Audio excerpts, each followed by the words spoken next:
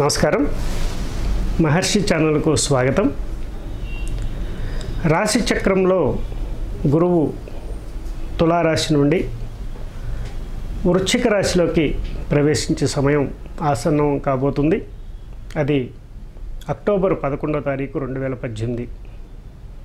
అంటే ఈ సంవత్సరంలోనే అక్టోబర్లో 11వ తారీఖున గురువు వృశ్చిక రాశిలోకి ప్రవేశించడంతో భీమరథి నది యొక్క పుష్కరాలు ప్రారంభం అవుతాయి.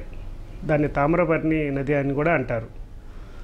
అలాగే ఈ యొక్క నదీ పుష్కరాలలో మీరు స్నానమాచరించి పుణ్యకార్యాలు చేయటం వల్ల, అంటే దాన ధర్మాలు, అలాగే మీ యొక్క సంబంధించినటువంటి పెద్దలకు సంబంధించినటువంటి పిండ ప్రదానాలు చేసుకోవటం వల్ల కూడా అనేక సమస్యల నుంచి, అంటే పితృదోషాలు అనేవి ఉంటాయి కదా, వాటి నుండి అనేక సమస్యల నుంచి మీరు బయటపడే అవకాశం ఉంటుంది. ఇది ప్రతి సంవత్సరం గురు సంచారం వల్ల కలుగుతుంది. మనకి ఈ యొక్క పుష్కర కాలం వస్తుంది కాబట్టి ఆ పుష్కర సమయంలో మనం పుణ్యనది తీర్థంలో ఆ యొక్క స్నానం ఆచరించి కొన్ని పుణ్య కార్యక్రమాలు చేయటం వల్ల మంచి శుభ ఫలితాలు పొందే అవకాశం ఉంటుంది.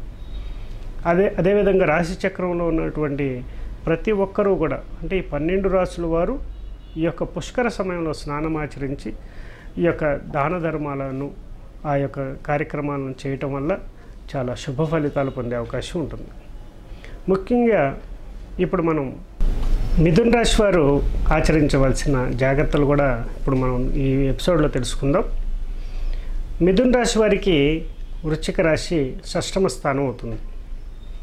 అంటే గురువు వృశ్చిక రాశిలో ఉన్నప్పుడు మనకి అక్టోబర్ 11వ తారీఖు నుంచి మిథున రాశి వారికి ఎలా ఉండబోతుంది అనే దాని మీద మనం గమనించినట్లయితే, షష్టమ స్థానం అంటే రోగస్థానంలోకి మనకి గురువు ప్రవేశించినప్పుడు ఆరోగ్యపరంగా జాగ్రత్తలు అవసరము. కాబట్టి కంప్లీట్ మెడికల్ చెకప్స్ అనేది చేసుకోవాల్సిన అవసరం ఉంది. అలాగే మీ యొక్క తల్లిదండ్రులకు కూడా మెడికల్ చెకప్స్ చేయించాల్సిన బాధ్యత మీకు కలిగి ఉంది అని నేను మరొకసారి గుర్తు చేస్తున్నాను.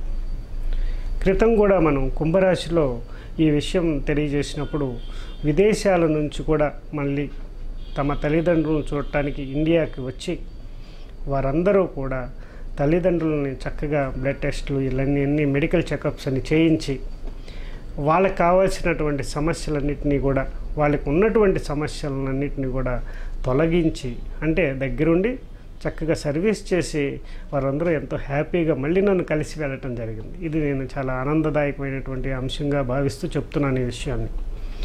అదే సంఘటన మనకి ఇక్కడ ఈ యొక్క అక్టోబర్ 11వ తారీఖు నుంచి మిథున రాశి వారికి సంక్రమించే అవకాశం ఉంటుంది ఈ ఎఫెక్ట్. కాబట్టి వారి యొక్క తల్లిదండ్రులని జాగ్రత్తగా చూసుకోవాల్సిన అవసరం ఉందని మరొకసారి చెప్తున్నాను.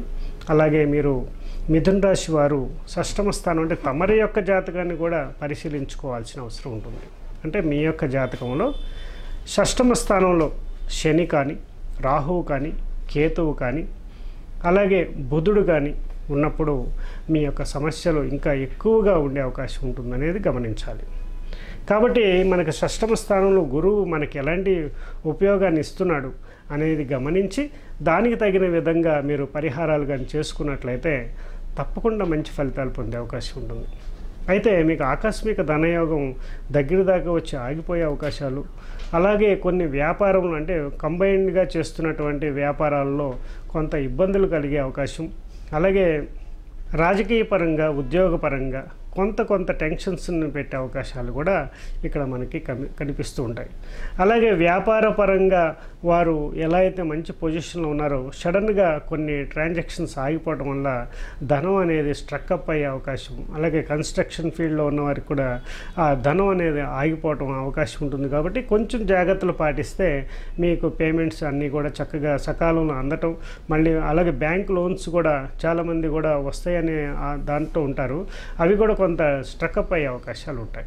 కాబట్టి తప్పకుండా మీరు ఈ యొక్క వీడియో చూసినప్పుడు ఏమవుతుందంటే, ఏదైతే మనకి ఇబ్బందికరమైన అంశాలు ఉన్నాయో వాటన్నిటిని తొందరగా తేల్చేసుకోవాలి. అంటే జాగరూక చేయకూడదు అనమాట. కాబట్టి ఏదైనా సరే మీరు అనుకున్న దాంట్లో ఏదైనా జాప్యం జరుగుతూ ఉంది అంటే వెంటనే దాని మీద మీరు యాక్షన్ తీసుకోవాల్సిన అవసరం ఉందని ఈ వీడియో ద్వారా మీరు తెలుసుకున్నట్లయితే తప్పకుండా మీకు ఉన్నటువంటి సమస్యల్ని అధిగమించే అవకాశం మీ మిథున రాశి వారందరికీ మెండుగా ఉందని నేను చెప్పగలుగుతాను. మీరందరూ కూడా చక్కగా ప్రతిరోజు కూడా తారక మంత్రాన్ని జపించటం వల్ల ఈ యొక్క సమస్యలన్నింటినీ కూడా అధిగమించే అవకాశం ఉంటుంది.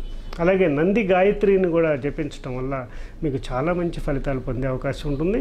దీన్ని చక్కగా రుద్రాక్ష మాలతో కానీ తులసి మాలతో కానీ మీరు జపించటం చేసినట్లయితే చాలా సత్ఫలితాలు పొందే అవకాశం ఉంటుంది. శుభం. నమస్కారం. మహర్షి ఛానల్కు స్వాగతం. రాశి చక్రంలో గురువు తులారాశి నుండి వృశ్చిక రాశిలోకి ప్రవేశించే సమయం ఆసన్నం కాబోతుంది. అది అక్టోబర్ 11వ తారీఖు 2018, అంటే ఈ సంవత్సరంలోనే అక్టోబర్లో 11వ తారీఖున గురువు వృశ్చిక రాశిలోకి ప్రవేశించడంతో భీమరథి నది యొక్క పుష్కరాలు ప్రారంభం అవుతాయి. దాన్ని తామ్రపర్ణి నది అని కూడా అంటారు.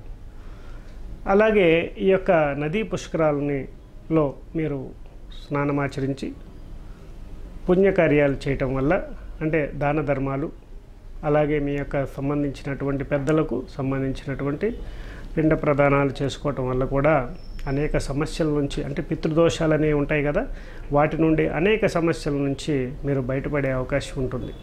ఇది ప్రతి సంవత్సరం గురు సంచారం వల్ల కలుగుతుంది. మనకి ఈ యొక్క పుష్కర కాలం వస్తుంది కాబట్టి ఆ పుష్కర సమయంలో మనం పుణ్యనది తీర్థంలో ఆ యొక్క స్నానం ఆచరించి కొన్ని పుణ్య కార్యక్రమాలు చేయటం వల్ల మంచి శుభ ఫలితాలు పొందే అవకాశం ఉంటుంది. అదేవిధంగా రాశి చక్రంలో ఉన్నటువంటి ప్రతి ఒక్కరూ కూడా, అంటే ఈ 12 రాశుల వారు ఈ యొక్క పుష్కర సమయంలో స్నానం ఆచరించి ఈ యొక్క దాన ధర్మాలను, ఆ యొక్క కార్యక్రమాలను చేయటం వల్ల చాలా శుభ ఫలితాలు పొందే అవకాశం ఉంటుంది. ముఖ్యంగా ఇప్పుడు మనం వృషభ రాశి వారి గురించి, వారికి గురు సంచారం వల్ల కలిగే ఫలితాలు ఎలా ఉండబోతున్నాయి అనే దాని గురించి మాత్రమే ఈ యొక్క వీడియోలో మనం తెలియజేయడం జరుగుతుంది. కాబట్టి తప్పకుండా శ్రద్ధగా వినండి. అలాగే మనం చూసినట్లయితే వృశ్చిక రాశి వారు, వృషభ రాశి వారు దాదాపుగా ఎక్కువ ఫలితాలు నేను చెప్పే ఉండటానికి అవకాశం ఎక్కువ ఉంటుంది. వృషభ రాశి వారికి 7వ స్థానం అయినటువంటి వృశ్చిక రాశిలోకి గురువు ప్రవేశించడంతోనే వీరికి అక్కడి నుంచి కొంచెం భార్యాభర్తల మధ్య సత్సంబంధాలు అనేవి ఇబ్బందులు పడే అవకాశం ఉంటుంది. కొంతమందికి ఈ యొక్క సమస్యలు అనేవి, కోర్టు సమస్యలు అనేవి, అలాగే భార్యాభర్తల మధ్య అనురాగాలు అనేది దెబ్బతినే అవకాశాలు కొంతమందికి ఉండే అవకాశం ఉంటుంది. కాబట్టి వారికి, అంటే వారి యొక్క జాతక చక్రంలో కూడా 7వ స్థానంలో ఏమైనా దోషం ఉన్నప్పుడు ఇది ఇంకా బలంగా జరిగే అవకాశం ఉంటుంది. కాబట్టి తప్పకుండా ఆ యొక్క భార్యాభర్తల మధ్య సంబంధాలు కానివ్వండి, అదేవిధంగా కోర్టు వ్యవహారాలు కానివ్వండి, కుటుంబ కలహాలు కానివ్వండి, మీరు కొంచెం జాగ్రత్తగా ఉన్నట్లయితే వాటన్నిటిని అధిగమించే అవకాశం ఉంటుంది. అంటే ఈ విషయం తెలుసుకున్నారు కాబట్టి కొంచెం జాగ్రత్తలు పడటం అనేది చాలా అవసరం ఉంటుంది. అదేవిధంగా ఉద్యోగస్తులకు కానివ్వండి, వారందరూ కూడా ప్రమోషన్స్ అనేవి చాలా దగ్గరగా వచ్చి ఆగిపోయే పరిస్థితులు కూడా కనిపిస్తాయి. కాబట్టి తప్పకుండా ఆ యొక్క సమయాన్ని మీరు సమయస్ఫూర్తిగా ప్రవర్తించినట్లయితే మీరు మంచి ప్రగతి సాధించే అవకాశం కూడా ఉంటుంది. అదేవిధంగా ఆకస్మిక ధనయోగాలు, అలాగే కొన్ని కట్టడాలు కూడా కట్టే అవకాశం ఉంటుంది. అంటే దాదాపుగా మంచి మంచి కన్స్ట్రక్షన్స్ చేయడం, స్థిరాస్తిని కొనుక్కోవడం, ఇలాంటివి కూడా జరిగే అవకాశం ఉంటుంది. కాబట్టి మీ యొక్క ప్రాపర్టీస్ని కూడా పెంచుకునే సమయం అక్కడి నుంచి ఇంకా బాగా మారబోతుందని మటుకు చెప్పచ్చు అనమాట. అదేవిధంగా ఈ వృషభ రాశి వారు చేయవలసినటువంటి, అంటే చాలా వరకు ఎక్కువ సమస్యలను కూడా ఉంటాయి. అదేవిధంగా మీ యొక్క జాతక చక్రం పరిశీలించుకొని అక్కడ మీకు 7వ స్థానం, అలాగే 8వ స్థానంలోను, భాగ్యస్థానంలోను గురువు ఉన్న పొజిషన్స్ని కూడా ఆధారంగా చేసుకొని, శని యొక్క ప్రభావాలను కూడా ఆధారం చేసుకొని ఈ యొక్క గురు సంచారాన్ని కూడా మీరు బేరీజ్ వేసుకున్నట్లయితే మీకు సరైన రిజల్ట్ వచ్చే అవకాశం ఉంటుంది. ఇప్పుడు నేను అందరికీ చెప్పినట్టు జరగాలని రూల్ ఏం లేదు.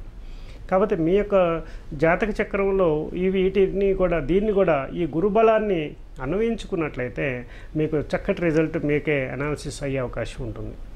అయితే మీకు ఏదైనా ఇబ్బందికరమైనటువంటి సన్నివేశాలు జరుగుతూ మాకు గురు సంచారం అంత అనుకూలంగా లేదేమో అని మీరు భావిస్తుంటే మటుకి తప్పకుండా నేను చెప్పే గరుడ గాయత్రిని చక్కగా జపించటం వల్ల మీకు చాలా చాలా మంచి ఫలితాలు పొందే అవకాశం ఉంటుంది.